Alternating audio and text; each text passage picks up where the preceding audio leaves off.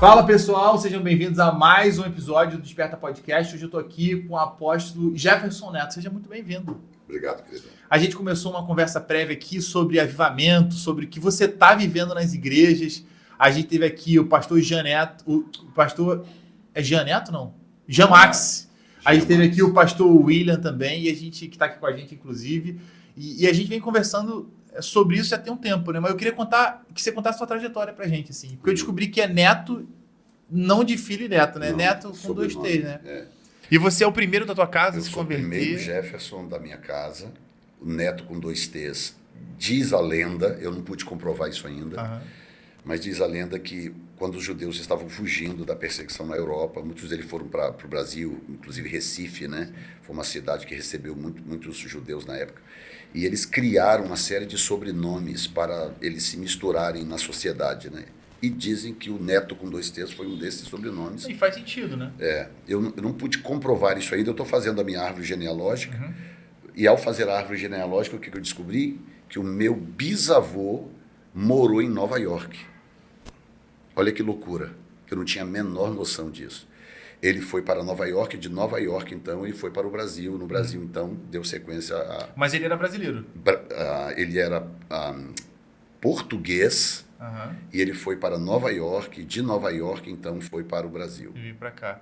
E é muito legal da tua história, que a gente quer conhecer, que é o seguinte, você, de trás para frente, assim, indo primeiro para a tua história de conversão, você vive uma realidade hoje de pregar nas igrejas e ver milagre físico.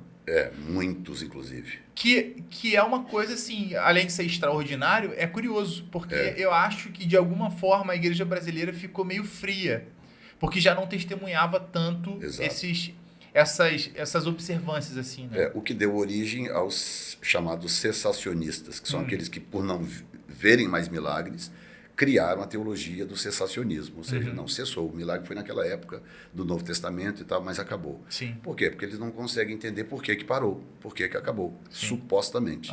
Né? Quando, na verdade, nós é que interrompemos, não foi Deus que cessou. Nós interrompemos com a nossa forma de viver, nossa carnalidade, ausência de santificação, de busca a Deus, oração. Né? Hoje em dia ora-se muito pouco, né? De um modo geral falando. Então, por causa de como Deus nunca se corrompe, ele nunca se vende, nunca negocia, então se você não estiver disposto a andar de acordo com os princípios que ele estabeleceu, ele para de operar, para de agir, simples assim. Sim. Mas quando a igreja volta a se alinhar de novo com esse propósito, ele retoma, é aquela história de Jonas. Ele fala, Jonas, vai para Nínive. Não vou. Capítulo 1, vai para Nínive. Capítulo 2, não vou. Ok, Deus some do capítulo 2. Cadê Deus? No capítulo 2 de Jonas. Está sumido. Mas quando no final do capítulo ele se arrepende, pede perdão e o peixe vomita ele na praia, Deus reaparece. Sim. Só que Deus reaparece não para lamuriar o capítulo 2, não para reclamar do que aconteceu no 2. Para dar continuidade. Não para apedrejar Jonas, mas para retomar a ordem. Ok, Jonas, vai e faz o que eu te mandei. Pronto. Tu vê que é um Deus que não volta atrás no sentido assim, para reconquistar, para refazer, para remanejar, né? Eu lembro dessa história de Jesus falando que era o pão da vida. E deu um burburinho danado. A galera começa... Que foi a mensagem de anteontem. Foi? Eu preguei sobre isso anteontem. Eu quase estive lá, né? E aí a conversa ele não muda o trajeto da sua conversa. Não. Para que as pessoas voltem, as pessoas estavam indo, voltem. Não, ele continua. Não. E aí ele vai e vira para quem estava caminhando com ele mais próximo, assim, cara, qual decisão vocês querem tomar? Perdão. Porque assim, ele não muda o curso da mensagem, isso é um fato. Não muda. E, por exemplo, a porta não é só estreitar, está no mesmo lugar, né? E essa questão do pão da vida que você falou, que chocou na época os judeus, é que Jesus convidou os que criam nele a comer da sua carne. Né? A minha carne é o pão. Então, quem não comer da minha carne não tem parte comigo. Como eles não entendiam isso tipologicamente falando, na mente dele aquilo soava como um canibalismo. Aquilo era apócrifo, era herético. Né? Então, eles o rejeitaram. E aí o povo começa a ir embora, e aí os apóstolos que chegam para ele falam, mas Senhor, esse discurso está muito duro, o povo está indo embora. E aí ele diz, vocês não querem ir também? Vocês não querem segui-los? Aí Pedro, então, dá aquela que se torna histórico, né? Para quem iremos nós, só tu tens palavras de vida eterna. Então, Jesus é tão convicto de quem ele é, que ele não cede nas suas exigências para você segui-lo. Sim. Se você quiser segui-lo, você precisa saber quais são as exigências. O que ele espera de você como seguidor. Não dá para seguir um Jesus cujo jeito, os princípios você não conhece, né? Ninguém segue quem não conhece. Não tem como. O meu medo da igreja brasileira hoje, e esse é o meu primeiro assunto contigo aqui, eu vejo que tem muita gente achando que se converteu e não se converteu. E isso é um perigo. Para mim, isso é um perigo enorme, porque a pessoa está vendo uma realidade fictícia, ou seja, não é a realidade. E aí eu vejo muito essa resposta de Pedro, que você citou, um divisor de águas, porque ele faz uma declaração que é a seguinte: para onde eu vou? Se eu vi que esse homem é o único que tem as palavras que vão fazer gestação para a eternidade. Então, eu acho que a pessoa que acredita, que viveu o modo de vida, que sempre viveu dentro da igreja, e por estar dentro da igreja tem salvação, é salvo. Mas não é isso que a Bíblia fala. Ou seja, por não conhecer o que a Bíblia fala, de repente não vive. Você vê também que tem uma grande parcela de gente mentindo para si mesmo, achando que está vivendo, e como é que a gente interrompe esse processo? Bom, primeiro, sim, tem. Número 2, conversão é um ato seguido de um processo. Não adianta você entrar na faculdade de Direito, uma faculdade de 5 anos, estudar 4 anos e 11 meses e sair. Perfeito. Você não pode se autodenominar advogado, correto? Sim. Nem formado em Direito. Você tem que terminar o processo.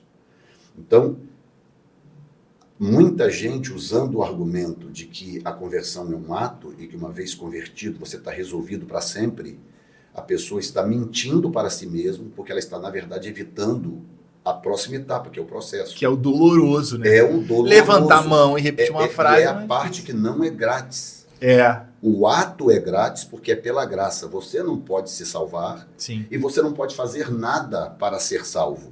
A única coisa que você pode fazer é aceitar o Salvador. Pronto, é um ato. Mas aí vem a parte que não é gratuita, é a parte dolorosa, que tem um preço. Sim. Tudo custa. A Bíblia usa muitas vezes o termo comprar, compre. Na parábola das 10 virgens, quando falta o óleo, as prudentes dizem, vão aos que vendem e comprem. Verdade. Não é? Em Apocalipse 3,14 em diante, quando fala ali da igreja de Laodiceia, a mesma coisa. Jesus diz, compre ouro refinado no fogo, vestes brancas e colírio. Esse termo comprar, claro que ele não está falando de dinheiro físico, mas ele está dizendo que existe um outro tipo de moeda aceitável no reino de Deus. Tem um custo, né? Tem um custo. Entendeu? Oração, jejum, santificação, busca, compromisso, pacto, tudo isso são moedas, né? Moedas, entre aspas. Sim. Então, o processo não é grátis. O ato é gratuito, mas o processo não. O processo, inclusive, é muito caro, caríssimo. E como ele não abre mão do seu padrão, muita gente vai cansando, desistindo e abandonando o processo na ilusão de que o ato tenha resolvido tudo. Sim. E isso é tão verdade que você vê assim, a multidão seguindo o milagre. Jesus fazia um milagre e a multidão seguia. Você via na zona litorânea ali, milhares de pessoas seguindo, porque a Bíblia retrata o número de homens, fora o número de mulheres, fora o número de crianças. Mas quando você vai para o processo que você falou de transformação, aí o abandono é real, né? É claro, o que me preocupa nessa questão da pessoa acreditar numa mentira é que tem muita igreja endossando isso, né? Tem muita igreja tentando diversificar, né, o seu... O mundo gospel, na verdade, é um desvio. Deixa eu colocar de outra forma, que eu não quero ofender pessoas, mas o universo gospel hoje acabou vendendo um cristianismo em promoção, onde as pessoas podem continuar sendo o que elas querem ser, desde que elas digam que creem em Jesus, que elas tiveram um encontro com Jesus. Agora imagina, quantos são casados aqui nesta sala? O dia que eu encontrei a minha esposa, eu conheci a minha esposa, um belo dia eu a encontrei e a conheci. Ok, está resolvido o problema então? Ok, já conheci a minha esposa, você pode ir para sua casa, eu vou para a minha, e a vida que segue? Não. Dali começou um processo de relacionamento construído.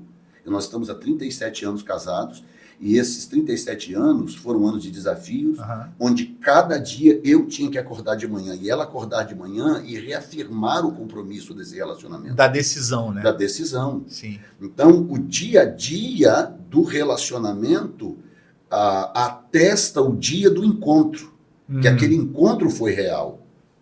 Senão o encontro não é real. Então, eu tive um encontro com Cristo, e agora na minha vida diária com Ele, eu atesto e afirmo que aquele encontro foi verdadeiro. Sim. Se eu começar a viver do jeito que me dá na telha, do jeito que eu quero, né, daquilo que me dá prazer físico, humano, então esse encontro não foi real. Sim.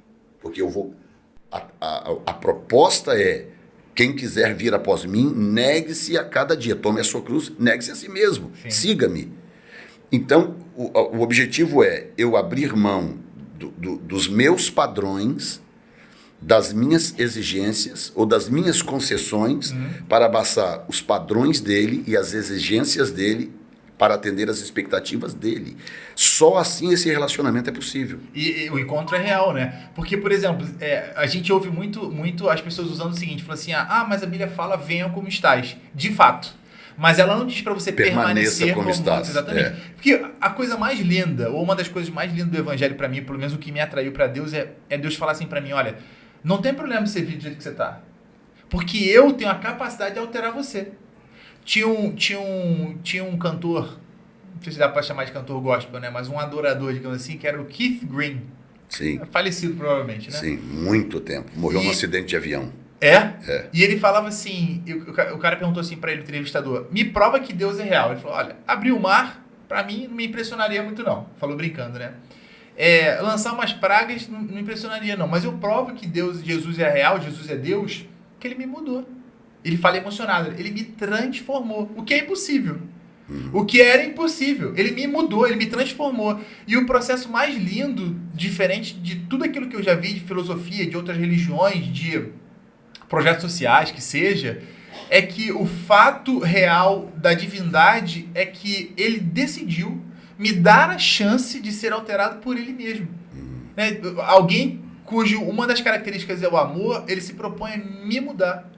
Então a conversão para mim, ela começa a ter maior beleza na alteração do meu caráter, da minha personalidade. Exatamente.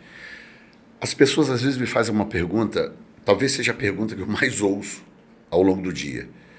O que é avivamento? As pessoas perguntam. O que é um avivamento? E a minha resposta é a seguinte, de acordo com Paulo, né? Em Efésios, Paulo diz que ele deu os 5 dons do ministério, e os 5 dons do ministério, eles têm um objetivo: nos elevar à estatura de Cristo, até que Cristo seja tudo em todos. Então, o que é o avivamento? O avivamento é o aumento de Cristo em você. À medida que Cristo aumenta em você, cresce em você, você passa a viver em avivamento. O avivamento não é definido apenas por aquele movimento que a gente vê em cultos, como nós tivemos ontem, um grande movimento de Deus nos cultos. Pessoas curadas, sinais que aconteceram com pessoas diversos. Ok, maravilha, eu amo isso, mas eu tenho consciência que aquilo por si só não define avivamento. O avivamento é definido quando aquelas pessoas saem daquele ambiente e Cristo cresceu nelas. Então o caráter de Cristo está refletido em você hoje mais do que ontem, amanhã mais do que hoje, depois de amanhã mais do que amanhã. À medida que isto é verificado na sua vida, você pode dizer, eu estou vivendo um tempo de avivamento. Sim. E você aplica isso agora na dimensão da igreja. Porque as igrejas se descaracterizam, muitas igrejas, não todas, glória a Deus, exceção, é sempre uma bênção em qualquer regra. Mas, em linhas gerais, muitas igrejas se descaracterizaram.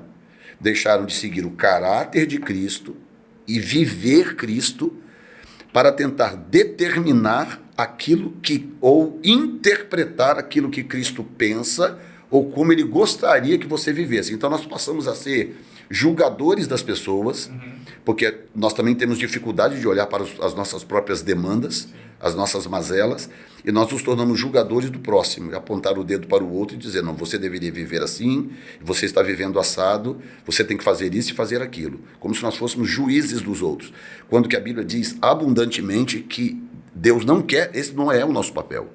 Eu fui chamado para ser pregador do Evangelho. Eu posso falar todas as verdades da Bíblia, eu não estou proibido de falar nenhuma delas, mas eu não posso julgar o indivíduo, dizer, você é assim o assado, deveria ser assim o assado. Não, eu digo que a Bíblia ensina com toda clareza e cada um decide por si mesmo, porque você vai ser julgado pelas suas próprias decisões. Então, o avivamento, ele traz de volta a igreja para os fundamentos do Evangelho. E eles são simples, os fundamentos do evangelho são muito simples. Paulo diz, eu não me envergonho do evangelho, porque ele é o quê? Poder de Deus para a salvação de todo aquele que crê, tanto judeu quanto grego. Então, o evangelho não pode ser resumido num discurso intelectual, onde eu sou mais informado do que você, ou o meu QI está acima do seu, então eu vou te convencer porque eu consigo argumentar melhor do que você. São os iluminados, né? Exatamente. Então, a nossa geração está vivendo o que eu chamo de crise da intelectualidade. Num mau sentido. Sim. E num bom sentido. É subjugar alguém que você acha que é menos inteligente ou menos informado. Exatamente. E aí, dentro dessa crise da intelectualidade, o que acontece? É o lado bom, digamos assim. As pessoas estão cada vez mais buscando conhecimento e se tornarem cada vez mais antenadas para elas poderem continuar na arena da discussão gospel ou evangélica. Sim. Tá? Então, o que você mais tem hoje em dia são debates tremendos. A gente estava vendo no carro, ouvindo lá um debate na rádio, e argumentos assim, muito geniais, ordenados, né? geniais e tudo. Mas aí eu te pergunto, quem que isso está convencendo? E a resposta é ninguém. Porque Paulo diz, o evangelho é demonstração de poder. Então, você pode ser super inteligente, ter argumentos tremendos, mas se eu orar por ele, os olhos dele abrirem na sua frente, é diferente. Dentro de você acontece alguma coisa. Verdade. Algo muda dentro de você. É verdade. Porque isso dribla a sua intelectualidade, a sua razão, e você tem que admitir que realmente Deus é real, existe, ele está presente e ele ainda se importa. E geralmente os céticos, os ateus, têm esse posicionamento, né, de superinteligência, né? Geralmente é uma pessoa com a capacidade intelectual maior do que o normal e ela fala, não, a Bíblia não é real. Até que tem um encontro com Jesus e é maravilhoso isso, né? A gente teve um testemunho no final de 2021, eu acho, que o líder da igreja satânica, por exemplo, que abriu a catedral satânica nos Estados Unidos, se converte. E ele fala que foi em casa. Ele tem um encontro com Jesus, ele fala assim, eu não consigo explicar, ele é um cara extremamente inteligente. Eu sei que é claro como a luz do dia. E ele entra em parafuso, porque se você tentar justificar racionalmente não crendo, fica uma coisa impossível. Agora, em crendo, fica óbvio que viver uma realidade com Jesus nos últimos 2000 anos é melhor, faz mais sentido do que não viver. Tem o John Piper, ele fala isso, ele falou assim, olha, se Jesus foi o único que passou nessa terra e não pecou, e mesmo assim foi injustiçado, e ele é a porta para a salvação, ele é a sua única esperança, você condená-lo por causa dos seus seguidores é fechar a única porta que te dá a esperança para viver nesse mundo. Exatamente. Tem o Ariano Suassuna também, que não sei se era cristão, acho que não, e faleceu também, ele falava assim, alguém pergunta para ele se ele era cristão, ele falou assim, seria muito triste viver essa vida sem que não tivesse uma esperança.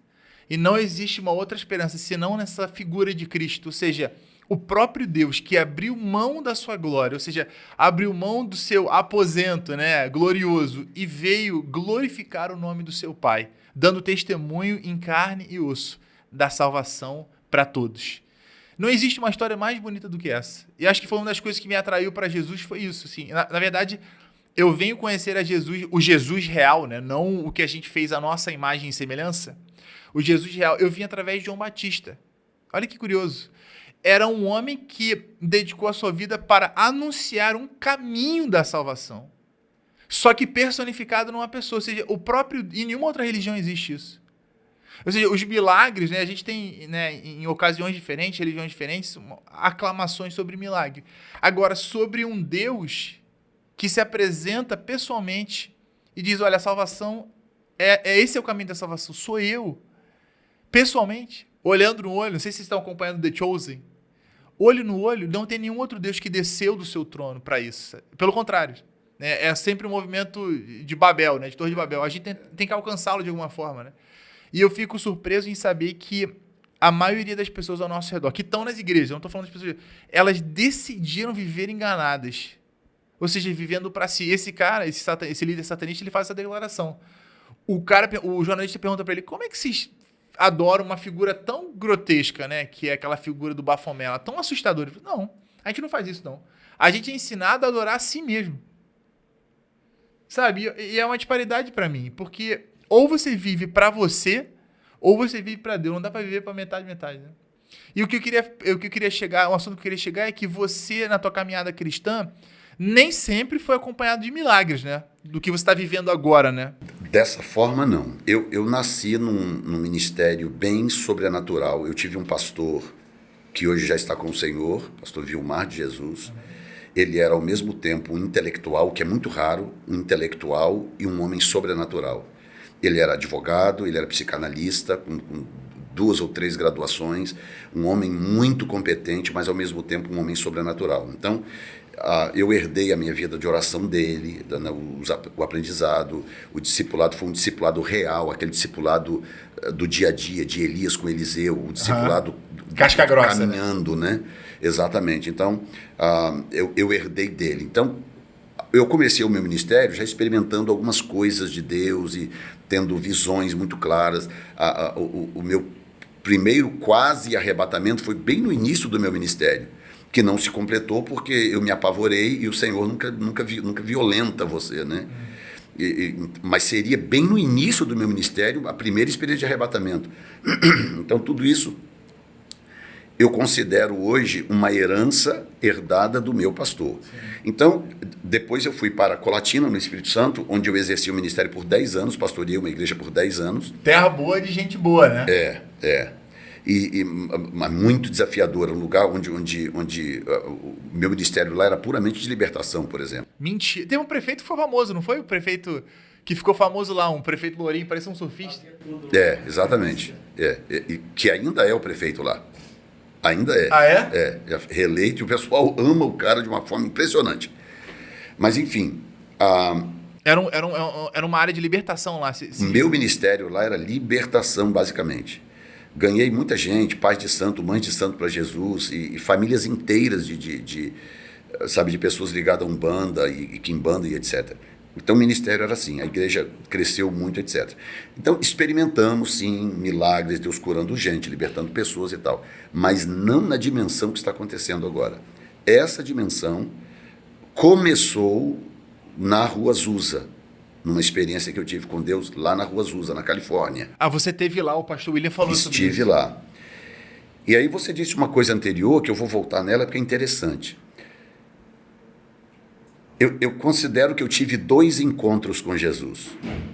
Eu tive um encontro com Jesus na conversão, na sala da minha casa, num culto doméstico, dirigido pelo meu irmão, que também é pastor, legal, mais velho do que eu. Esse foi o encontro da salvação. Mas em 2020, eu tive um encontro com ele que mudou radicalmente a minha vida. E aí agora eu tomo uma palavra sua, você falando sobre o que Jesus produz de fato na vida do indivíduo. Jesus tem o poder de tornar todas as coisas à sua volta sem sentido e obsoletas. Quando você tem um encontro com ele real, absolutamente nada mais importa, nem a sua vida mais importa. Quando eu passei a entender algo que Paulo disse, quando ele afirmou que ele tinha todas as coisas como refúgio, ele tomava tudo como refúgio, que tudo para ele tanto fazia, viver, morrer, para mim o viver é Cristo, morrer é lucro. Eu entendi aquilo intelectualmente, mas eu passei a entender aquilo dimensionalmente em novembro de 2020. E quando você tem um encontro com ele nessa dimensão, acabou. Você quer minha camisa? Toma. Você quer minha calça? Leva. Você quer meu tênis? Leva também. Ou seja, hoje eu tenho tanto temor de perder o que eu tenho, o que ele me deu, e essa relação com ele, eu tenho tanto temor de perder que nada isso, mais importa. Nada importa. A alegação de a sua graça me basta não é filosófica, né? Ela é um negócio pesadíssimo. Cara, né? é algo intrínseco quando você está vivendo essa experiência pessoal. É difícil até explicar, porque se você tentar intelectualizar isso, ele sai do campo das ideias. Você perde esse feeling, essa realidade que você mesmo está vivendo. Sim. Por isso que, primeiro, salvação é individual e todo o processo também é individual. Você pode experimentá-lo em comunidade, mas ele é individual. Não é? Paulo fala da liberdade cristã como uma experiência pessoal e individual. Sim. há coisas na minha liberdade cristã que talvez não caiba em você. Há coisas na sua liberdade cristã que não caiba nele. Sim. E assim sucessivamente, porque tudo depende do nível de comunhão e de relação que você está tendo, você desenvolveu com ele. E é maravilhoso. É um convite para um relacionamento pessoal com Deus. Não tem uma filosofia mais bonita que essa, né? Não é uma coisa comunitária. Ó, se todo mundo chegar aqui em transe, em consenso, a gente alcança Deus. Não, é uma relação pessoal, né? Então, quando eu o encontrei, eu digo a palavra fisicamente, mas claro que não foi no corpo físico, mas foi tão real e tão físico que a palavra que eu tenho é essa. É o máximo que eu consigo. A palavra que eu tenho para descrever é fisicamente, de estar frente a frente com ele e ouvir a voz, o som da voz dele, que entra nos seus ouvidos e produz uma revolução dentro de você. O Moody, né? D.L. Moody nos Estados Unidos, que aqui chama de Moody. A gente chama de Dwight Moody. Dwight Moody, exatamente. Ele conta algo interessante na sua biografia, que quando ele teve uma visão do Senhor, não foi nenhuma experiência longa, uma visão que o Senhor aparece para ele e põe o rosto para fora de dentro de uma nuvem e olha para ele assim e volta para dentro da nuvem. E aí ele diz: se a recompensa de todo o sofrimento de uma vida de fidelidade fosse aqueles 3, 4 segundos de um olhar dele, valeria a pena sofrer tudo de novo. Agora você imagina que nós vamos passar a eternidade inteira ao lado dele. Sem nuvem. Sem nuvem. Nós vamos conhecê-lo, diz a Bíblia, tal qual ele nos conhece, como ele é. Sim. Você está entendendo? Então, você ameaçar isto, colocar isso em risco por coisas que são momentâneas. Eu estou com 58 anos de idade. Vamos dizer que Deus me dê aí mais 30 anos, que eu já teria muito velhinho andando de bengala. O que são aí 80 anos diante de uma eternidade? É um estalo.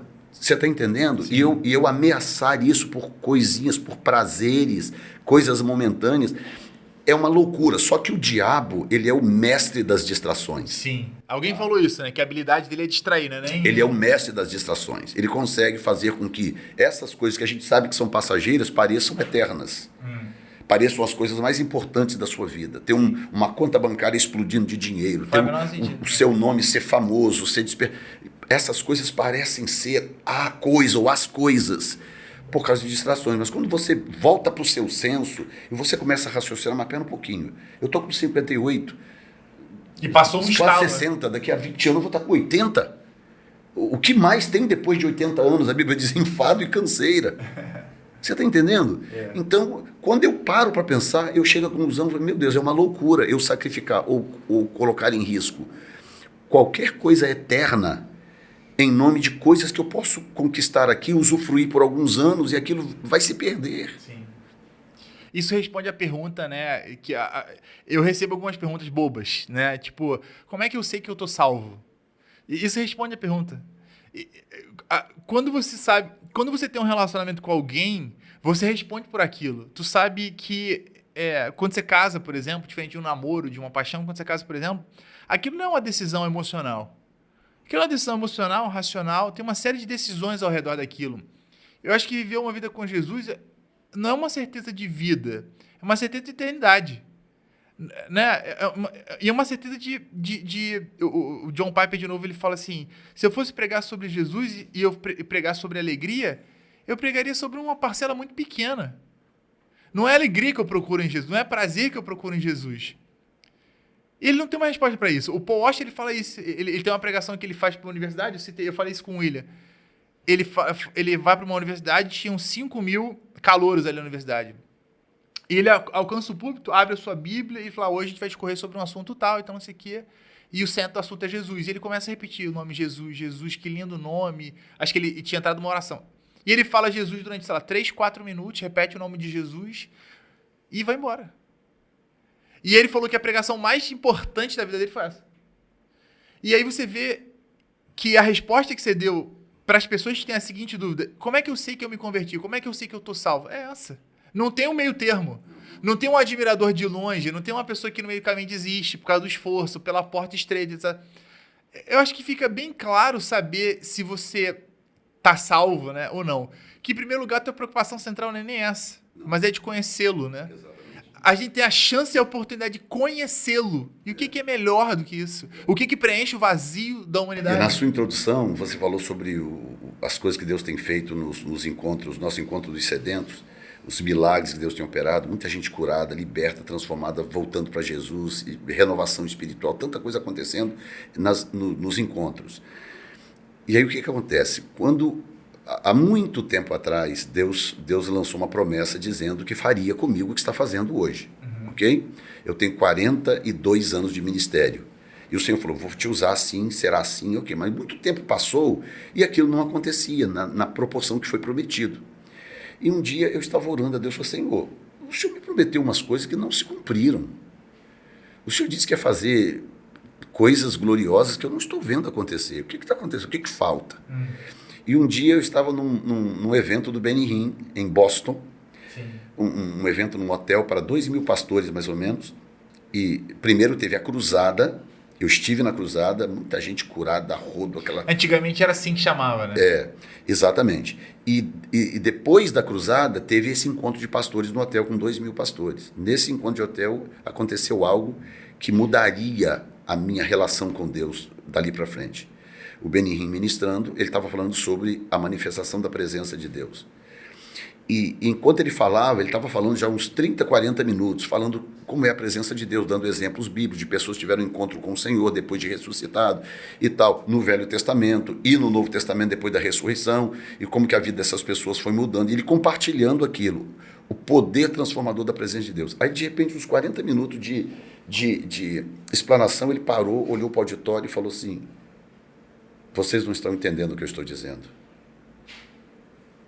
Vocês não estão entendendo. Ele falou, eu acho que eu vou ter que demonstrar para vocês o que eu estou pregando, para vocês entenderem o que eu estou dizendo. Aí ele perguntou, quantos aqui querem experimentar a presença de Deus no terceiro nível da manifestação da presença de Deus? E todo mundo levantou a mão, tipo, eu também, eu. E eu estava lá na primeira fileira. Eu, meu filho do meu lado, primeira fileira. Também levantei a mão. Não, também quero. Ele falou, ok, então vocês vão experimentar isso agora. Quando ele falou assim, nesse tom de voz, que o Benny Hinn não é de gritar, não é de espernear, nada disso. Eu falei, ok, então vocês vão experimentar isso agora. Senhor, traz a tua presença neste lugar. Parece que o teto do hotel desceu na cabeça do auditório. De peso, sensação de peso? Um peso. Parece que no auditório. E a próxima coisa que eu lembro é estar com a cabeça debaixo da cadeira, gritando, meu filho jogado no chão, e eu levantei a cabeça assim, olhei para trás, o auditório estava todo no chão. Todo. 2.000 pastores de toda a sorte de confissão que você puder imaginar. Pentecostais, tradicionais, tudo que você puder imaginar. Todos no chão. E ali ficamos por mais ou menos uns 30 minutos e só saímos porque ele desligou a tomada. Chegou um ponto que falou, ok, eu preciso continuar ensinando agora, ok, pessoal. Okay. Que loucura. Uma loucura, algo que eu nunca tinha visto, principalmente ao vivo e em cores. E eu saí daquele lugar, eu falei, meu Deus, o que eu acabei de ver aqui? O que é isso? Difícil até de acreditar, né? É, difícil de acreditar. Se me contassem, eu teria dificuldade de acreditar. Sim. Se eu não tivesse vivido aquilo. E aí eu voltei para casa e eu fui para os pés do Senhor. Falei, ok, o que está acontecendo aqui que eu não estou entendendo, que eu não sei? Como que aquilo é possível? Como que o Senhor pode vir daquela forma com aquele homem falando daquele jeito? Como? E comecei a orar a Deus. E passei coisa de uns 4 ou 5 anos nesse processo de busca intensa, de oração, de clamor, querendo entender. Falei, porque se é possível com ele, eu também quero viver. Ou é só para ele? Ou essa dimensão está aberta a todos? Comecei a pegar no pé de Deus, né? Orar a Deus, ok. Uns 5 anos ou mais. No final, quando estava caminhando para isso, que eu já estava meio cansado, assim, de orar a mesma coisa. Dava desanimado. E eu lembro que eu estava no meu local de oração, e ali na presença de Deus e tal, e aí me veio à memória de novo essa oração, que eu já não fazia já algumas semanas ou meses. Aí eu parei e falei assim, Senhor, o Senhor nunca me respondeu, né, essa oração. Por que o Senhor nunca me disse nada? Por que o Senhor nunca me respondeu essa oração? Nesse dia ele falou comigo. Quando eu estou orando ali, o Espírito Santo veio, encheu a sala, e o Espírito Santo falou comigo, vou te responder hoje. E aí o coração já dispara, vem aquela coisa, palpitação, e ele falou comigo, o que você viu naquele dia é o resultado de duas coisas, intimidade e a frequência certa.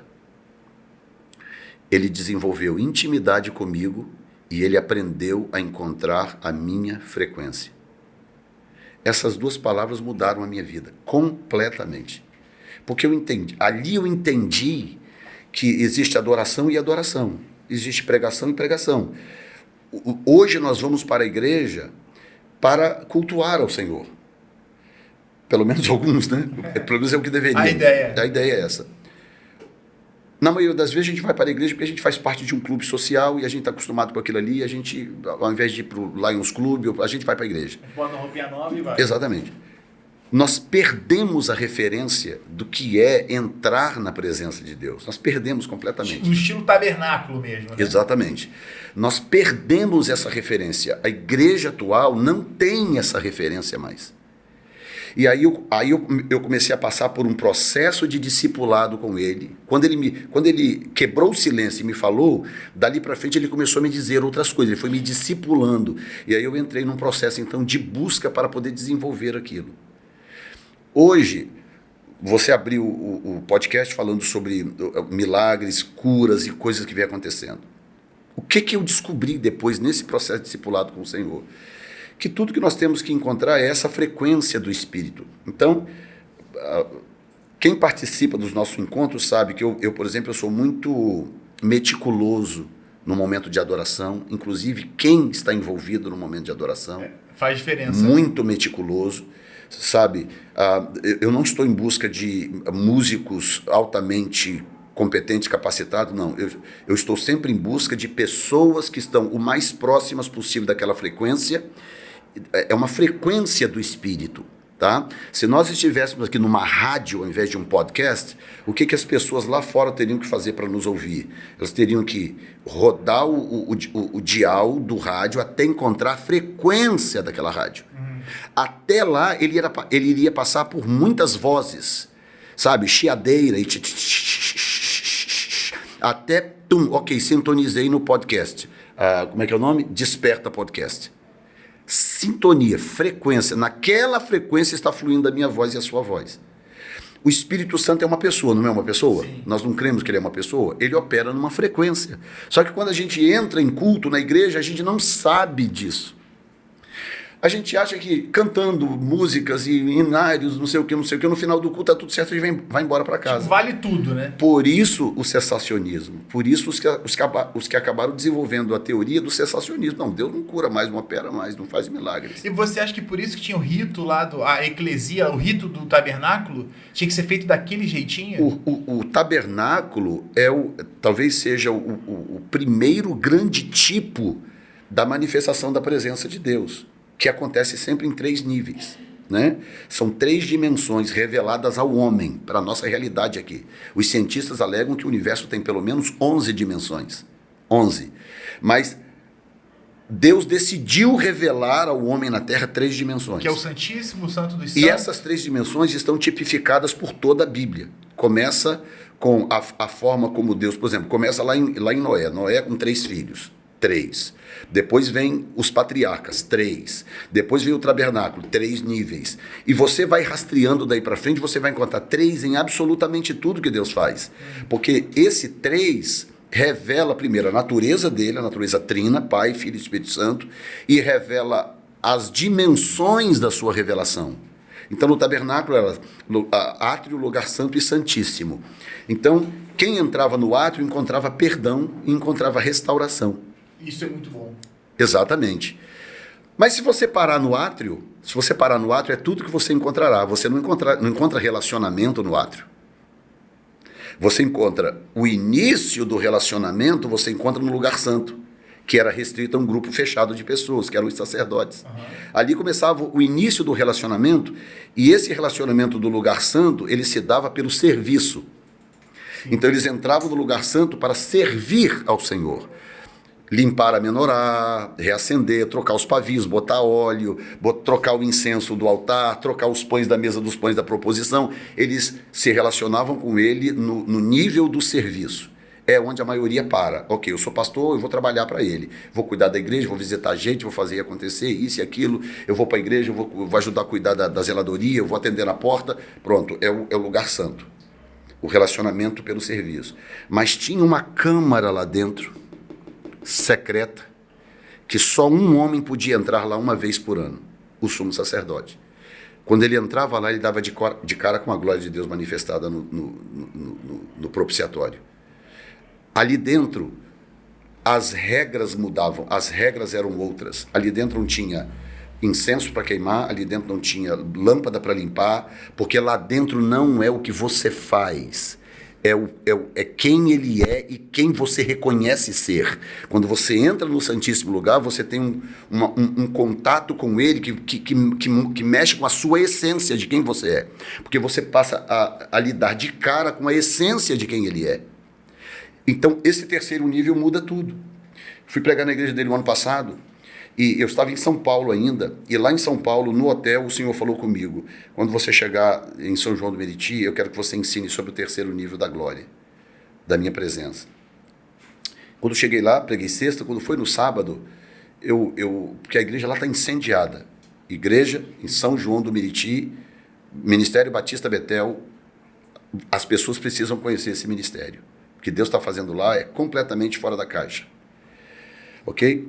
Mas aí qual é o nosso problema? O nosso problema é que a gente parou em Pentecostes. Não são as três festas, tudo três de novo. Páscoa, Pentecostes e Tabernáculos, as três festas obrigatórias de Israel, do Senhor para Israel. A gente parou no sábado, né, praticamente.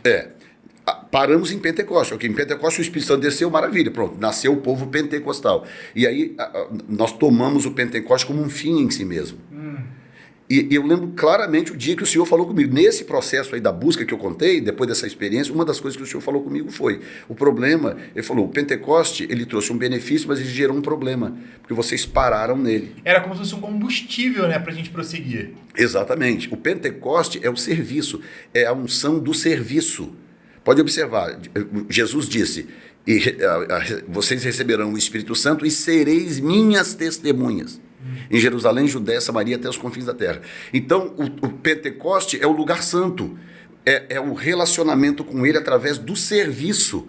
O Pentecoste não é a intimidade, é a unção para o serviço. Que é onde 99% da igreja que tem um bom senso vive. Exato. Então, no Pentecoste, a gente recebe a unção para limpar a menorá, para trocar o incenso, para trocar o pão da mesa dos pães da proposição, e a gente ficou ali. Sim.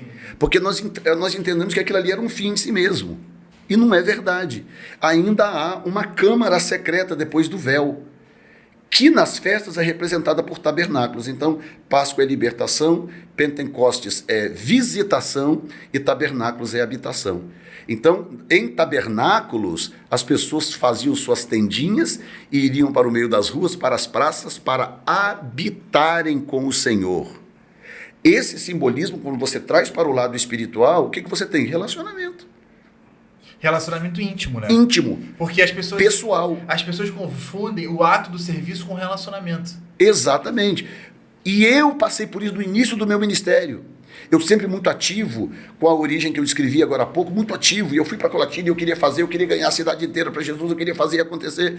Eu vivia fazendo coisas. Um dia eu fui visitar um pastor conhecido, um ancião da região lá, muito respeitado, pastor Iolete, um homem com dom de palavra de conhecimento extraordinário. Tinha dado um acidente vascular cerebral, estava na cama. Pouco tempo depois da minha visita, ele partiu para o Senhor. Mas eu lembro que eu cheguei na casa dele, eu e a minha esposa, eu tinha uma gastrite que estava virando úlcera. Quando aquilo me atacava, meu Deus, eu queria morrer, eu me jogava no chão, eu pressionava a minha barriga contra a ponta do sofá ali para conseguir ficar umas horas até aquilo passar. Era horrível. Quando eu cheguei na porta, ele deitado na cama com a boca toda torta, tadinho. E aí eu cheguei na porta assim para poder visitá-lo. Tinha o meu pastor, eu e a Zandra. E quando eu olhei assim para ele, que eu cheguei na porta, ele olhou para mim assim, me chamou assim, falando muito de dificuldade, falou: se aproxima, se aproxima. E aí eu fui me aproximando assim dele. Tinha já um azeite no criado mudo dele. Ele mandou a esposa pegar o azeite, abriu, pingou um pouco na mão dele. Ele foi aqui assim, enfiou a mão na minha camisa, botou a mão aqui e falou assim: nunca mais você vai sentir essa dor.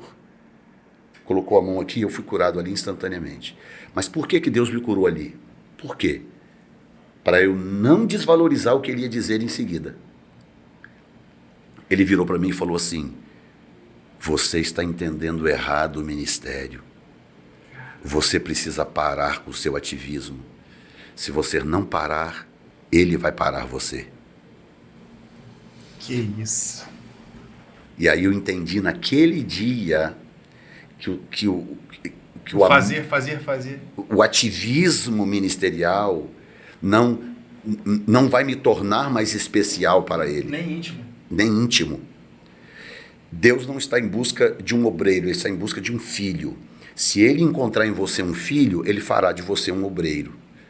Porque ele poderá se comunicar com você numa dimensão que vai tornar o seu ministério eficaz.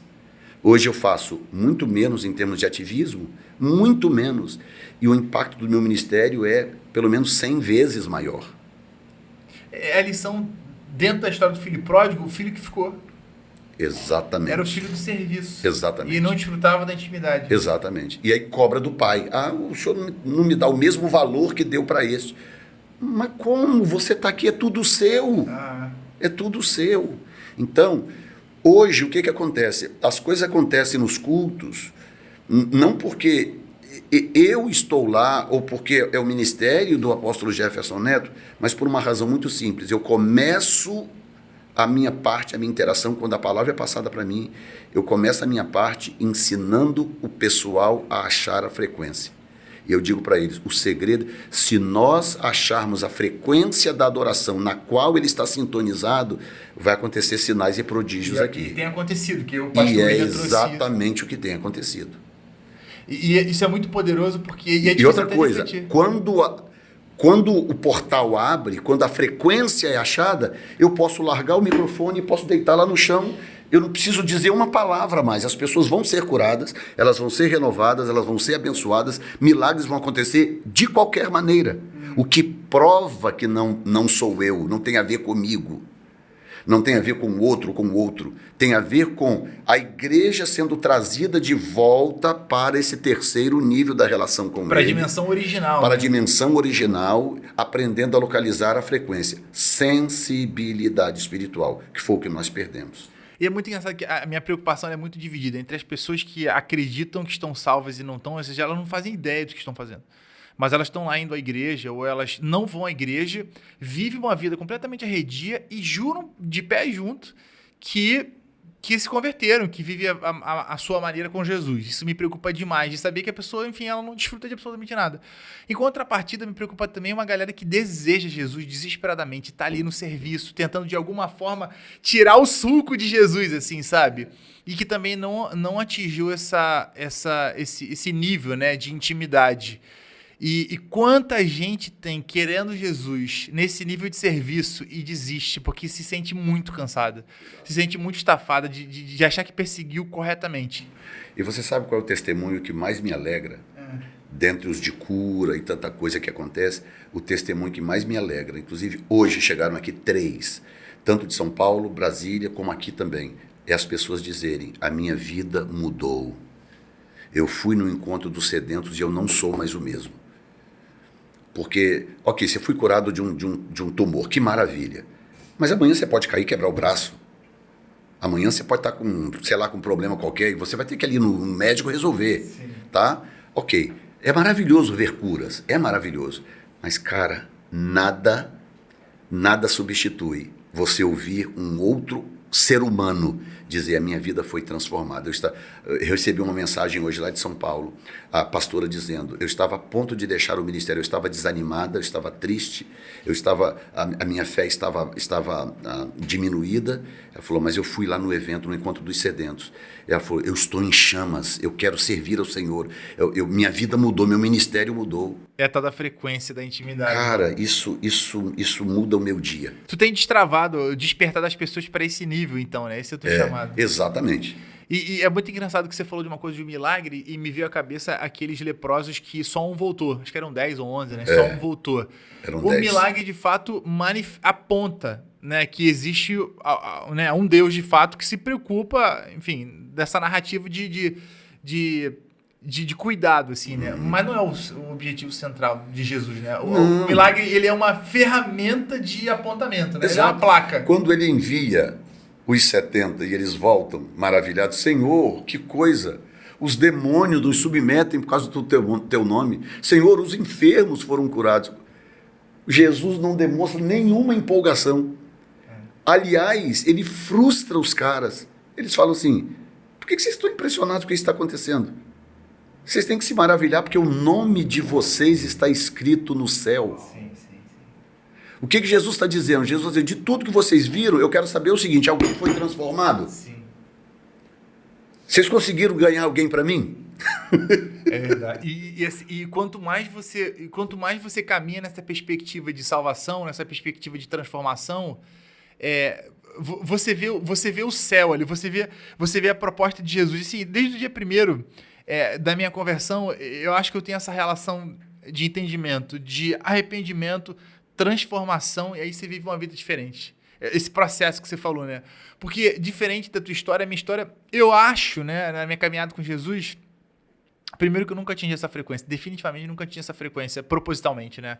Obviamente que já houveram episódios de um tempo gostoso com Jesus, assim, sabe? De ficar em silêncio e ouvir falar, sabe? Ouvir Jesus falar. Mas que é muito interessante você ver a perspectiva da caminhada com Jesus, de transformação, que é você chegando cada vez mais perto dele. Você convivendo cada vez mais perto com a realidade de quem ele é. Que os apóstolos, eles viviam com Jesus e não identificavam de fato quem era ele na sua totalidade. Tanto que eu acho que o desperta para Pedro foi depois que o galo canta, que ele olha nos olhos de Jesus lá e ele fala assim, agora eu entendi quem ele é. Sabe? O olhar de misericórdia e não de juízo. E esses dias alguém perguntou assim, uns bons meses atrás, falou assim, todos os caminhos levam para Deus? E eu falei assim, sim. Ou para o juízo, ou para a intimidade. Ou você é amigo dele, amigo verdadeiro, amigo real dele. Ou você abraça a adoção por parte de Jesus, ou você não conhece. Na verdade, ele não vai te manter ali no paralelo, ele vai te mandar para fora. E eu nunca mais ouvi falar disso.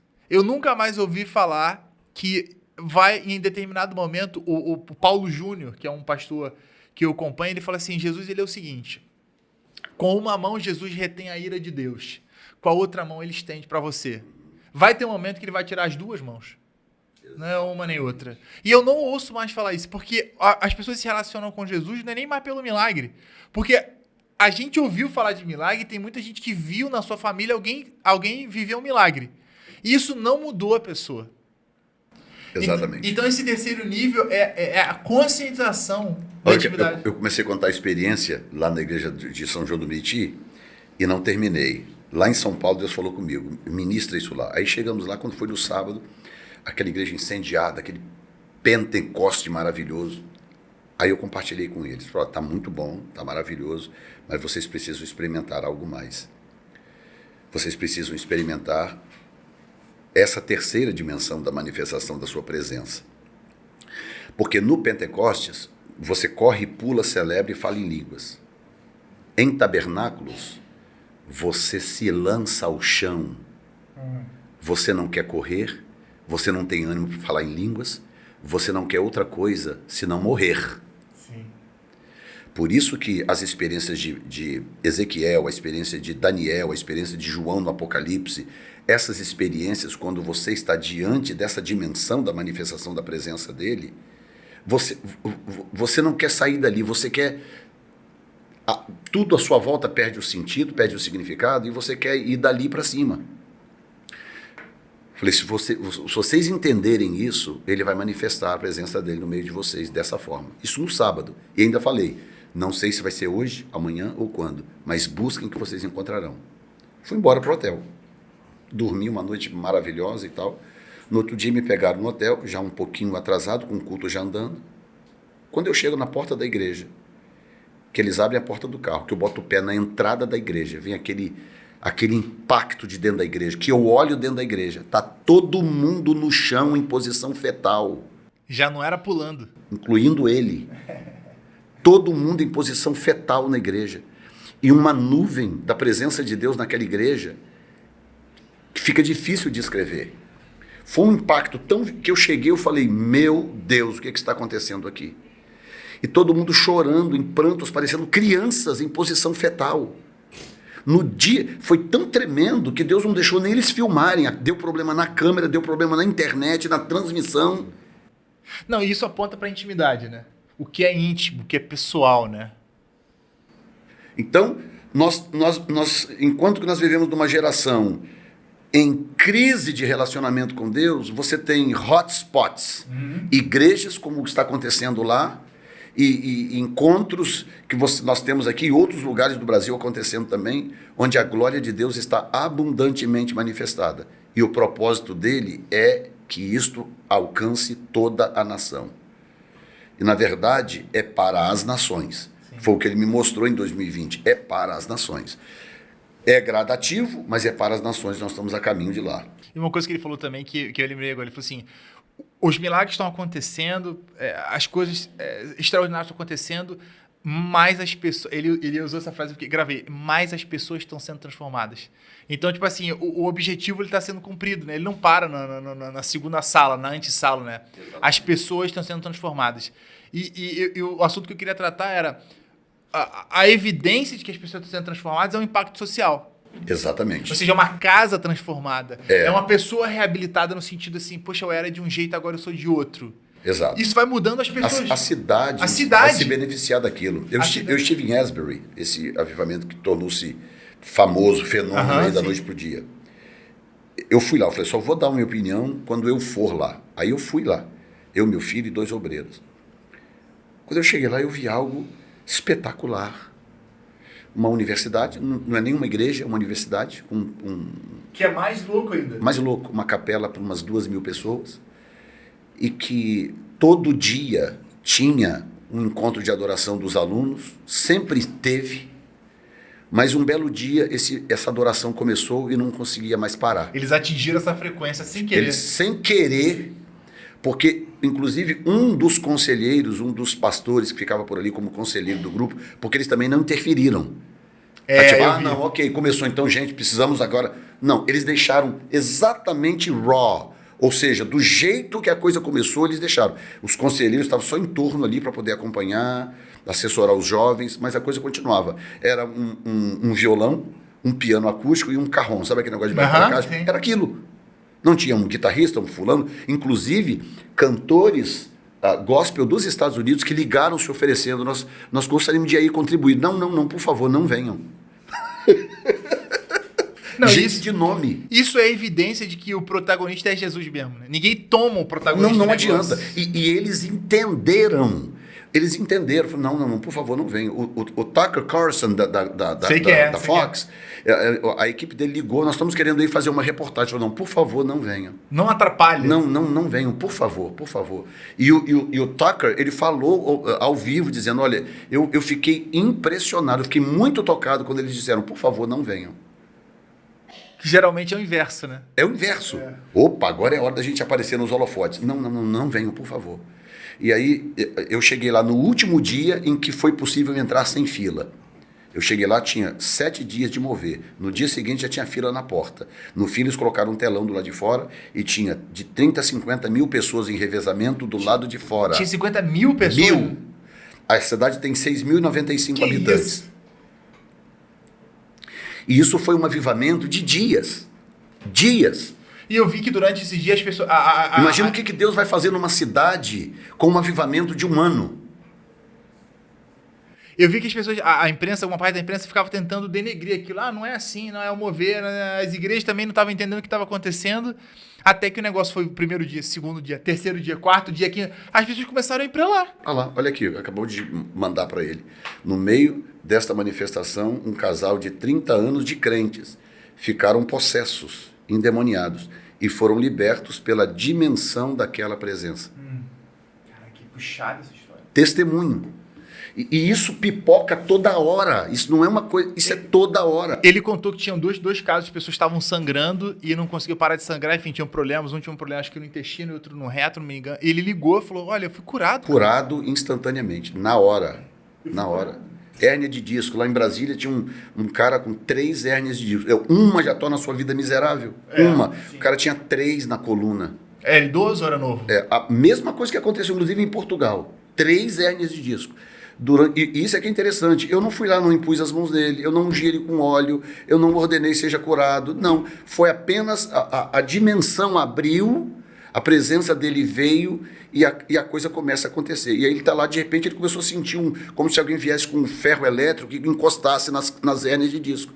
Ele começou a sentir aquilo queimando, ele foi checar, elas tinham desaparecido. Foi curado ali no spot.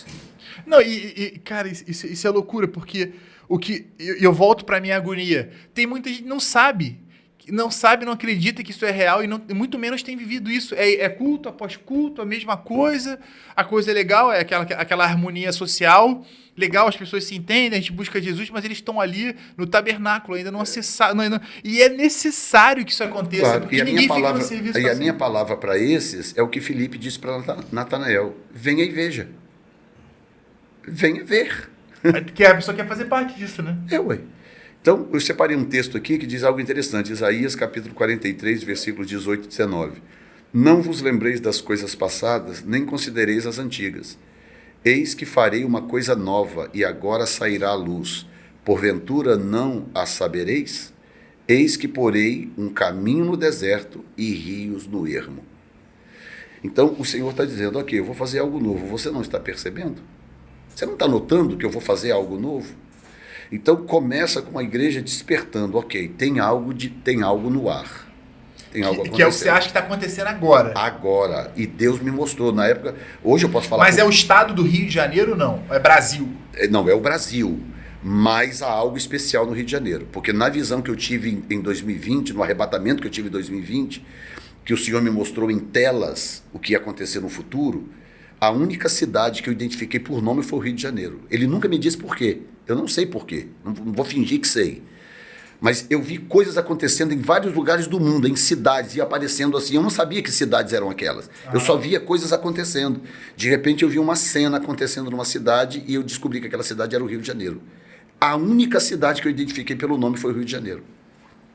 Vamos descobrir isso no futuro, por quê? Então, há algo com o Rio de Janeiro, eu não tenho dúvida disso. Porque é uma tristeza que a gente vive no Rio de Janeiro, essa malandragem, exato. Nada funciona, então, a gente quebrando. Uma das minhas suspeitas é um princípio bíblico. Onde abundou o pecado, superabundou a graça.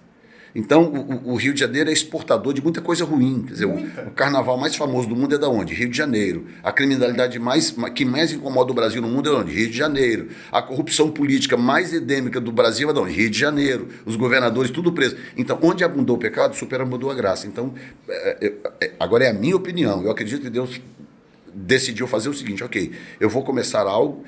E eu sei que ele está começando em vários lugares do Brasil. Eu sei que tem focos acontecendo em alguns lugares do Brasil.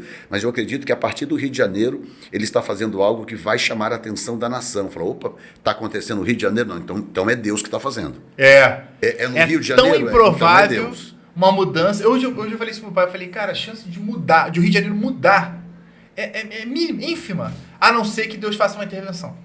Porque o homem, enfim, Câmara Municipal, a Alerj, prefeito, cara, a chance é mínima, exatamente. Porque é a tragédia da tragédia. Sem contar o teto espiritual que tem sobre essa cidade. É a tragédia. Você só coleta dados ruins aqui. Você não tem, aqui, sei lá, é um índice de pessoas, sei lá, distantes de matemática mais bem-sucedidos do país. Você não tem essa trajetória. E é uma coisa pior que a outra. E ela vai crescendo, tomando proporção. Quando eu me encontro com as pessoas, seja numa célula, eu encontro dois tipos de pessoas hoje em dia. Ou a pessoa que parece que ela acordou assim, ela falou assim, Jesus como ele era? Jesus tinha olhos claros? A pessoa está abriu o olho agora, acordou agora. Me apresenta Jesus. E de um outro lado, a pessoa é convicta de que Jesus é a favor do estilo de vida que ela leva. A pessoa não é cega, ela é convicta do estilo de vida. Ela tem certeza que ela se relaciona com Jesus da maneira dela. Tem dois tipos de pessoa. E tem o grupo do meio, que está tentando se entender, que acha que está no nível de serviço tão exaustivo, tentando encontrar Deus que já não consegue, que ainda não acessou esse lugar. Por isso que a tua palavra faz tanto sentido. Por isso que eu estou feliz de que vocês estão assistindo isso, porque a gente vai deixar aqui na legenda tudo que a gente pode para que as pessoas acessem e vejam por si só. Por si só. As imagens estão aí, os relatos, os testemunhos, tudo aí. Não é algo forjado ou criado por alguém, não é algo denominacional, não é. Não tem um líder. Não tem um cabeça, é algo puramente orgânico que está acontecendo a partir de uma compreensão de como Deus quer operar na igreja. Sim. Outro dia eu dei uma palavra em algum lugar Acho que foi na célula. Aí a pessoa fez a seguinte pergunta pra mim, e essa pergunta me clicou. Ele falou assim, como é que você acessou Deus dessa maneira? Como é que você fala do jeito que você fala? E foi clara pra minha resposta. Eu falei, no dia que eu desisti, eu perdi essa guerra com Deus. Eu não sei se era o caminho do serviço, mas eu implorava para ter um relacionamento real com Deus. E a minha conversão foi baseada nisso. Eu falei assim, Deus, ó, eu quero te conhecer, mas eu não quero conhecer igual essa turma. Porque era uma galera que não vivia, eu não sei o que vivia. É igual você estar na escola, você vai se formar em físico quântico e você é um aluno normal. Você não tem como, não tem como. E aí eu sempre me estrangulei com Deus, assim, sabe? Sempre vivia um relacionamento de Deus me dá, deixa eu entender. E de repente me instalou esse negócio. Teve um momento que eu perdi essa luta. E aí Deus abundou em mim, assim, sabe? Ele começou a responder coisas que eu não tinha perguntado, sabe? Ele venceu essa luta comigo. E eu acho que tem muita gente nesse meio campo aí, que tá precisando de alguma coisa para despertar e ver tudo que aconteceu na vida dela faz sentido. De uma hora para outra faz sentido. Porque não é uma experiência só sobrenatural, é uma experiência real, porque é quem Jesus é. Não dá para você viver um relacionamento com Jesus ou à distância ou de maneira... Ó, eu admiro Jesus e ponto. Jesus, ele chama você para um convívio pessoal. E é isso, acho que é isso que a gente não aceita, esse fato. É tão discrepante viver com Deus que a gente não aceita esse Mas fato. está havendo uma sede nova e uma fome nova. Está brotando no meio da igreja. E o que Deus está fazendo é respondendo a isso. Entendeu? Porque, primeiro, ele permitiu que nós nos frustrássemos. A gente tem que se frustrar. Inclusive, eu falei, na época da eleição, o povo correndo, aquele monte de gente na porta dos quartéis e tal. Ok, nós somos uma democracia, as pessoas têm direito de fazer o que querem, o que acreditam. Mas nós fomos para uma live, eu acho que até ele estava, ele, o apóstolo Moisés, hoje lá de Brasília e tal. E nessa live, eu usei como analogia a experiência de Josué lutando contra os amalequitas, enquanto Moisés estava no alto do monte com as mãos levantadas, com Ur e Arão. Então, eu falando da proporção, nós poderíamos até estar na porta dos quartéis, se nós estivéssemos 3 vezes mais nos altares. A Isso proporção é é esta. Então, Josué estava com o exército lá lutando, mas tinha 3 no alto do monte orando. O problema é que nós estamos todos na porta dos quartéis e os altares vazios.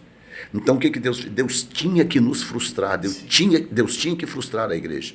Porque ao frustrar a igreja, só sobrou uma esperança: Ele. Sim. E aí, a fome e a sede reacendeu. Em Brasília, na capital da nação, nós tivemos 13 estados representados no Encontro dos Sedentos. Meu Deus! 13, metade do país estava representado no Encontro dos Sedentos, e eu não estou contando gente que veio da Flórida e gente que veio da Inglaterra. Como ontem lá tinha uma pessoa do Canadá. Então você sabe o que é? Num evento que tinha lá 500 pessoas, nós termos 13 estados representados. Tem alguma coisa acontecendo que não é humana e não é normal. Tem algo acontecendo. E parece que é dentro da gente, né? É endêmico. O meu discipulador, ele mora nos Estados Unidos também, ele mora na Flórida. E ele fala sobre isso, ele fala assim, olha, tem alguma coisa com o Brasil, tem alguma coisa com o Rio de Janeiro, e ele cisma muito com ele do governador. Porque ele fala que aqui é meio que o hall de entrada do Estado, por causa do Galeão. Ele falou assim, olha, tem alguma coisa acontecendo, eu não sei o que é, mas tem alguma coisa acontecendo. Olhem para o Rio de Janeiro, olhem para o Brasil. Ele conversa isso com os pastores lá ao redor dele, da igreja dele, e fala assim, olhem para o Brasil, o que vai acontecer no mundo, olhem para o Brasil, olhem para o Brasil. E aí ele conta que, acho que uma americana também liberou uma profecia sobre o Brasil do que ia acontecer. Eu não me lembro o nome dela. Cindy Jacobs. Eu não me lembro de cabelo curtinho. E ela libera uma palavra que está se cumprindo. E ficou muito assustador. É uma das profetisas mais respeitadas do mundo. E eu não conhecia ela antes dessa palavra. E ela fala sobre isso, ela fala assim, olhem para o Brasil, vocês querem entender o que está acontecendo? Olhem para o Brasil. E aí ela fala de uma reunião que ela teve, não sei se com ministros e tal, que em Israel, eles estavam olhando para o Brasil. A nossa relação com Israel melhorou, criou um fluxo bom. Exato. E aí, olhem para o Brasil, olhem para o Brasil. E tem alguma coisa acontecendo que está aqui dentro da gente, mas a gente não sabe o que é. Como a gente não consegue descrever, a gente fica meio perdido. Mas os sinais estão acompanhando. Ontem tinha o quê? 400 pessoas ali dentro? Naquele tempo, mais ou menos? 500. De 400 a 500 pessoas. Aí o Senhor fala no meu ouvido para poder chamar os pastores à frente para orar. Ora, numa igreja com 450 pessoas, Tem pastores aqui? Tem. Ok, vem os pastores à frente. Quantos pastores que eu estou achando que vão à frente? 20? 25? Metade do auditório eram pastores. Eu acho que a galera tá sentindo isso no coração, né? E aqui dentro e tá procurando ajuda. Se você que tá assistindo a gente aqui, tá com a gente até agora, tá sentindo isso, entra em contato, a gente vai liberar o contato do apóstolo e dos pastores que estão aqui, para que você entre em contato. Porque o que ele tá descrevendo aqui não é só dito por ele. Ele não veio aqui de primeira. Eu conheci ele hoje, inclusive. É porque outras duas pessoas, que é o Jean e o William, contaram, olha, tem alguma coisa acontecendo, eu preciso trazer um cara aqui que tá vivendo isso. Tá participando disso.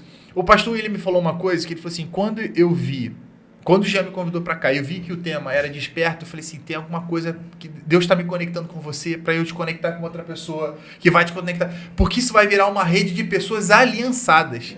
E não é que eu sou um cara cético, mas eu tenho muito pudor, eu tenho muito temor nas anunciações, naquilo que eu estou fazendo, naquilo que eu estou dizendo. E é real, cara. E é real. Não é mais um andar onde você não sente essa brisa, sabe? Você sabe que vem chuva. Sabe que vem chuva. Você não sabe da onde, quando. Exatamente. Mas tem alguma coisa estranha positivamente acontecendo. Positivamente. E outra coisa, já passamos da fase da mãozinha, da nuvem do tamanho de uma mão. Já passamos essa fase. Sim. Os sinais estão muito abundantes. Estão sendo vistos por muita gente. E eu gostei que você falou, vem e vê. É. Não tô querendo te convencer com a literatura. Vem e vê. Tire a sua própria conclusão. Eu acho que E nós estamos fazendo os eventos, me permita te interromper, gratuitos, exatamente para não gerar barreira. Enquanto eu conseguir, farei assim. Só em São Paulo nós gastamos alguns milhares de reais para poder fazer o evento acontecer. Entendeu? E não estamos cobrando inscrição de ninguém. Por quê? Porque, em primeiro lugar, eu sei que o plano de Deus é alcançar a liderança evangélica. Sim, e faz total sentido. Os líderes precisam ver com os próprios olhos. Não importa o quão exigente, o quão alto seja o seu crivo. Venha e veja. Venha experimentar o que está acontecendo e ver o que está acontecendo. A partir desse momento, eu moro nos Estados Unidos, eu não posso estar no Brasil constantemente. Eu venho de vez em quando, eu também pastoreio lá, na igreja lá, tenho a minha esposa, meus filhos. Então, eu tenho em períodos do ano. Mas, para isso, Deus está formando uma equipe aqui dentro do próprio, pessoas que já entenderam, já estão vivendo isso também.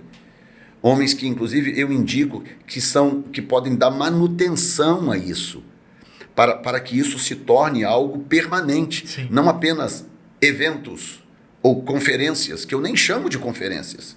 São encontros de sedentos. Os sedentos vêm, se encontram num lugar e ali eles vão experimentar uma dimensão da manifestação da glória de Deus, que é o objetivo de ser igreja. E a loucura é que é o próprio Deus que gera essa sede nas pessoas, né?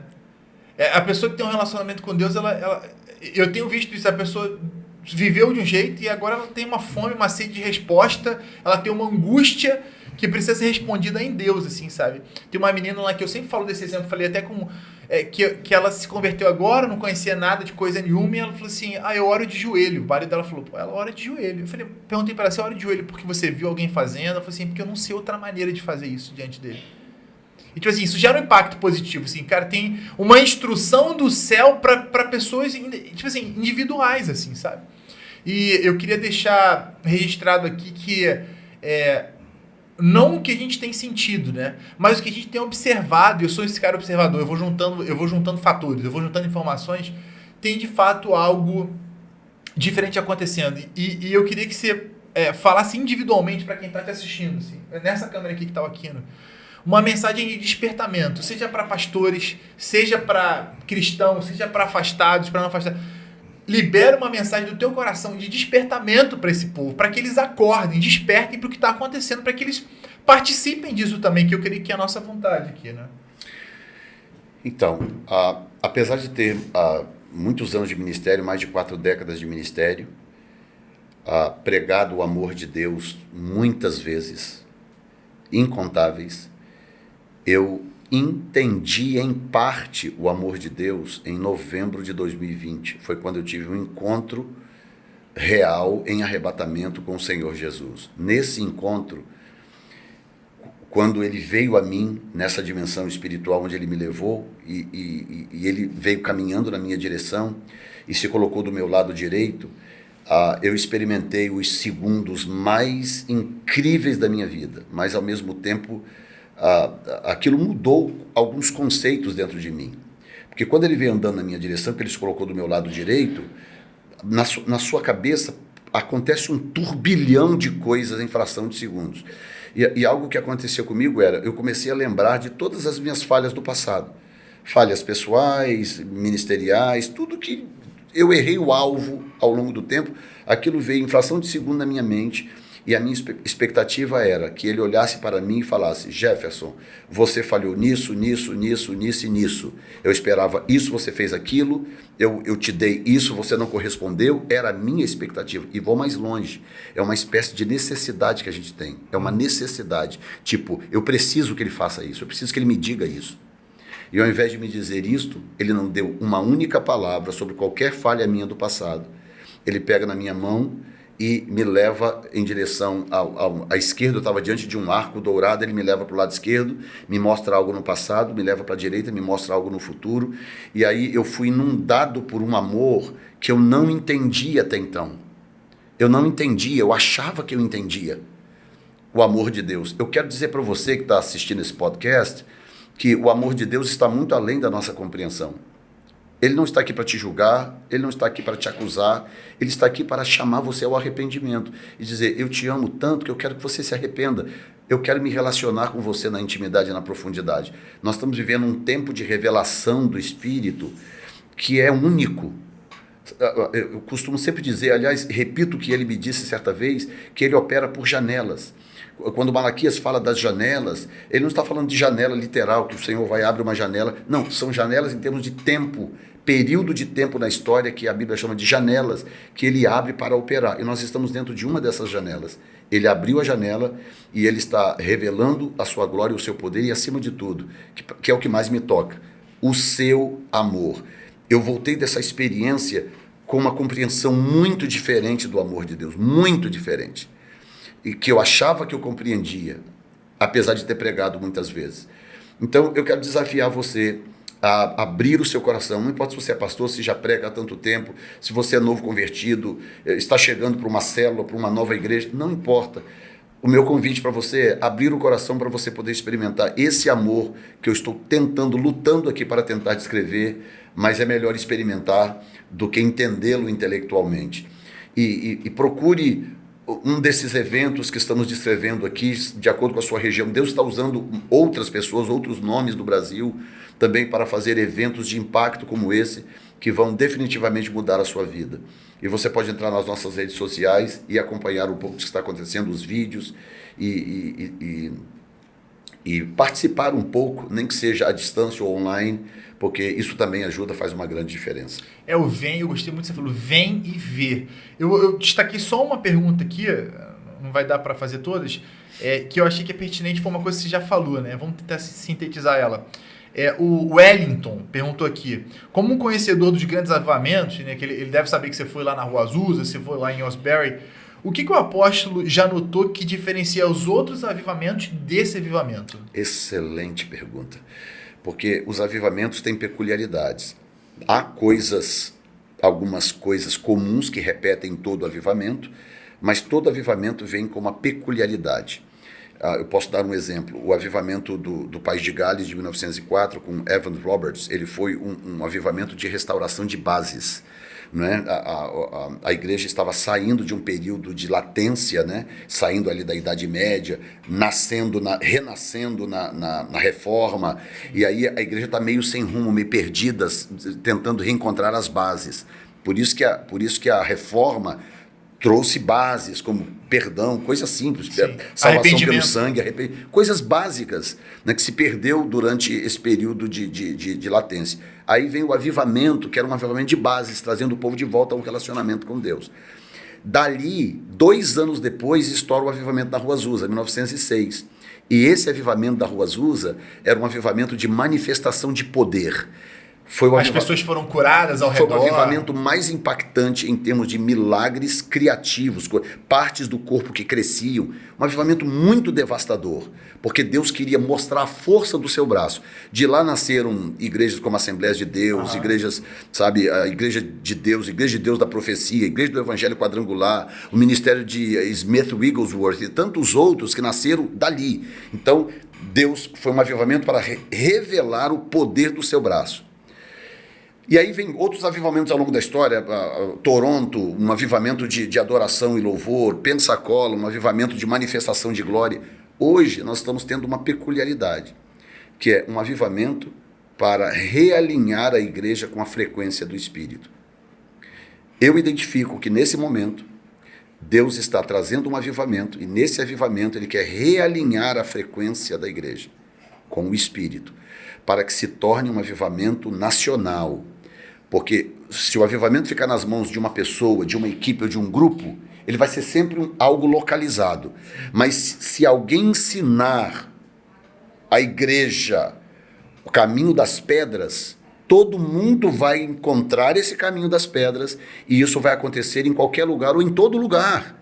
E aí nós teremos um avivamento nacional, que é a promessa, inclusive pela Cindy Jacobs. Foi o que ela falou. Apóstolo Dan Duque, que está em São Paulo, chegou anteontem a São Paulo, falando com ele aqui, veio de novo para ministrar. Está todo mundo percebendo, lideranças dos Estados Unidos, todo mundo olhando para o Brasil e começando a cavar oportunidade para vir ministrar no Brasil. Isso é verdade. Entendeu? Então, esse momento que eu estou vendo é um avivamento onde o Senhor está restaurando a intimidade, que é o que eu chamo de reencontrar a frequência. É um avivamento de intimidade. Em Asbury, o que aconteceu lá foi um mover de restauração de paternidade. Quando eu cheguei na igreja que eu entrei, não era aquele avivamento violento das pessoas correrem, baterem cabeça. Não era. Você botava o pé dentro da capela e você era inundado por uma paz, por uma sensação de pertencimento. E as pessoas, uma sem saber da outra, estavam gravando vídeos e dizendo as mesmas coisas. As mesmas coisas. Eu entrei aqui e eu descobri que realmente o Senhor é Pai, eu pertenço a Ele e tal. N vídeos das pessoas dizendo as mesmas coisas.